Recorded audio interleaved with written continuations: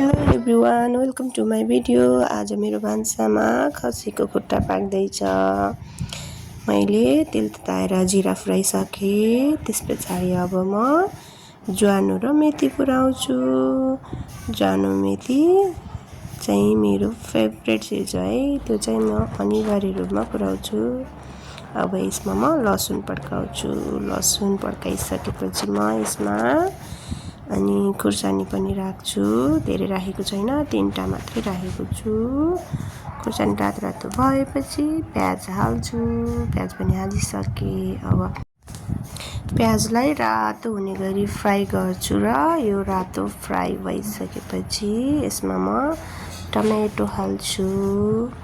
Tomato किन अगाडि हालेको भनेपछि आजभोलिको टमेटो धेरै पाक्दैन के, त्यही भएर पहिला टमेटोलाई हालेर पकाइसकेपछि मात्र अनि बल्ल मैले मसला राख्छु। यसमा मसलामा पानी किन राखेको भनेर कसैको अब क्युरियोसिटी बढ्न सक्छ, किनकि यसमा भएको कीटाणुहरू चाहिँ मसलामा पानी राखेर फ्राई गर्यो भने चाहिँ मर्छ भनेर एउटा कुकिङ म्यानले भनेको सुनेको थिएँ। त्यही भएर आजभोलि म मसलामा पानी राख्छु। यसमा नुन बेसार एड गरिसकेँ। अब यसलाई एकछिन पकाइसकेर ग्रेभी भइसकेपछि म यसमा खसीको खुट्टा राख्छु। अब म यसमा खसीको खुट्टा हाल्छु। हेर्नुहोस् है, खसीको खुट्टा पनि मैले हालिसकेँ। अब यसलाई चलाएर म एकछिन पाक्न दिन्छु। पाकिसकेपछि म अर्को चिज एड गर्छु है। हेर्नुहोस् है, हेर्न नछुटाउनुहोस्। अन्तिमसम्म मैले के एड गर्दै जान्छु, हेर्दै जानुहोस् हजुरहरूले।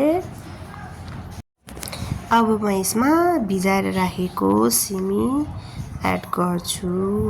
खसीको खुट्टा मात्रै चाहिँ रस चाहिँ अलि राम्रो हुँदैन कि, त्यसैले गेडागुडीहरू चाहिँ मिक्स गरेर खानुपर्छ, एकदम राम्रो हुन्छ।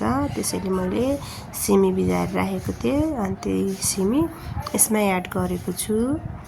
हजुरहरूले पनि अब बोडी सिमी हजुरलाई के मनपर्छ त्यही एड गरेर पकाउन सक्नुहुन्छ। मैले चाहिँ सिमी प्रयोग गरेँ। यसमा अझै स्वाद ल्याउनको लागि मैले सेन्चुरी मिक्स मसला प्रयोग गरेको छु। हजुरहरूलाई अब कुन ब्रान्डको कुन मिक्स मसला मनपर्छ त्यही एड गर्नुहोला। अब मन पर्दैन भने त नराख्दा पनि हुन्छ, तर मैले चाहिँ यसको स्वाद अझै बढाउनको लागि सेन्चुरी मिक्स मसला प्रयोग गरेको छु। अब यसलाई म मिक्स गरेर एकछिन पाक्न दिन्छु। पाकिसकेपछि यसको पानी हल्का सुकिसकेपछि म सिटी लगाउँछु। त्यही 4-5 सिटी लगाएर चाहिँ निकाल्छु। हेर्नुहोस्, अब यसमा चाहिँ अब आवश्यकता अनुसार सिटी लगाउने, अब कति जति सिटी लगाउने हो, यसमा कति पानी चाहिन्छ अब त्यो त अब पकाउने मान्छेले आफैले अड्कल गर्नुपर्छ। अब म थोरै पानी राखेर यसलाई सिटी लगाउन गएँ। केही सिटी लगाइसकेपछि म देखाउँछु कस्तो बन्छ। मैले चाहिँ अगाडि कागती राख्नु बिर्सेछु, अहिले चाहिँ एड गरेको छु। अब सिटी लाग्छ, हेरमै सिटी पनि लगाइसक्यो। अब कस्तो बन्यो हेर्नुहोस्, मैले बनाएको हेर्नुहोस् है, रेडी भइसक्यो खानालाई। अब पस्केको देखाउँछु ल, हेर्नुहोस् है, लोकल चामलको भात, साग र खसीको खुट्टाको सुप पस्किसकेको छु। हेर्नुहोस् है, हजुरहरूले पनि यस्तै खाना पकाएर खानुहोला, फ्यामिलीलाई खुवाउनु होला अनि मेरो भिडियोलाई माया गरिदिनु होला।